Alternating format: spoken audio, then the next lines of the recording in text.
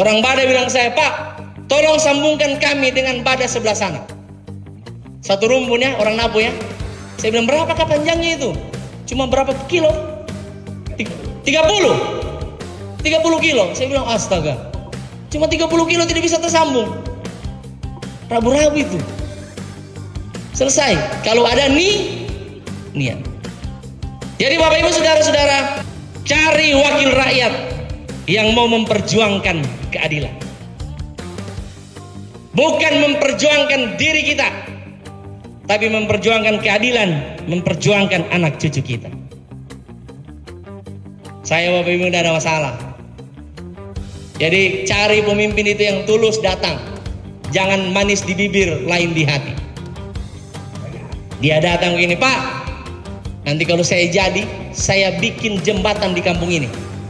Bilang, bos, tidak ada kali di sini. Bikin jembatan di mana? Dengan DP kali kita bikin, baru kita bikin DP jembatan. Jadi Bapak Ibu, yang pertama tadi apa? Cari pemimpin yang mau memberi hidup, bukan cari hidup. Karena berbahaya bila pemimpin datang untuk cari hidup. Yang kedua, cari pemimpin yang punya visi untuk anak cucu kita, bukan hanya untuk kita yang berkumpul ini. Kita ini paling lama hidup berapa tahun lagi? Saya sudah 40. Kalau kata Alkitab 70 tahun, tinggal 30 ini. Sedikit lagi voucher semua habis, SK keluar.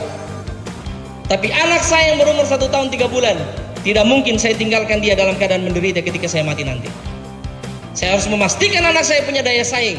Saya harus memastikan anak saya lebih hebat daripada orang Amerika. Saya pastikan anak saya lebih hebat daripada orang Jepang.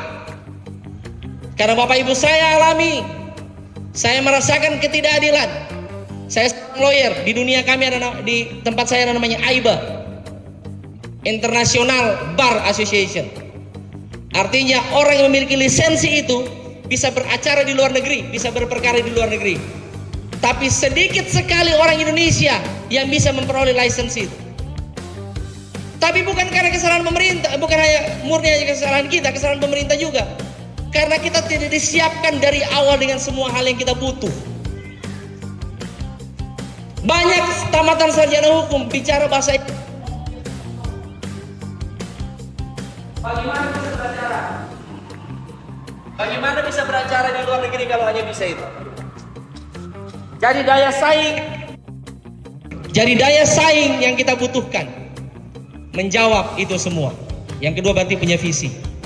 Dan yang ketiga, cari pemimpin yang memperjuangkan keadilan. Jangan cari pemimpin yang berada di zona nyaman. Panako. Banyak pemimpin itu tako. Dia tidak bisa membedakan mana toleransi dan mana keadilan. Dia tidak memperjuangkan mana eksklusivitas dan mana inklusivitas. Dia tidak bisa perjuangkan mana konservatif dan mana moderat. Pemimpin seperti itu tidak layak memimpin Tanah Bada. Ya. Jadi Bapak Ibu, kalau ada orang yang mendengar kata-kata saya ini, dia memasang telinga konservatif, dia akan bilang Pak Mardiman pakai isu sara. Tapi ketika dia menggunakan telinga moderat, dia akan berkata, oh ya, Pak Mardiman sedang memperjuangkan keadilan. Betul? Jadi Bapak Ibu saudara-saudara, saya tidak peduli dengan apa kata orang. Karena yang saya sampaikan adalah apa yang terjadi di Sulawesi Tengah sekarang ini. Di mana para politisi Kristen banyak yang beredar, banyak yang berjuang, tapi tidak punya keberanian. Selalu berbilang, bagaimana Pak kita bicara? Bilang saja bos kalau panako. Iya kan? Ingat Bapak Ibu, kata Recep Tayyip Erdogan, Presiden Turki, bila orang baik tidak terjun ke politik, maka penjahatlah yang akan mengisinya. Kalau kita tidak berperan aktif, kalau kita tidak berpartisipasi aktif dalam politik, kalau kita tidak menemukan orang baik dalam politik dan kemudian memilih dan mendudukkan mereka, jangan salahkan Tuhan. Jangan salahkan siapa-siapa, salahkan dirimu.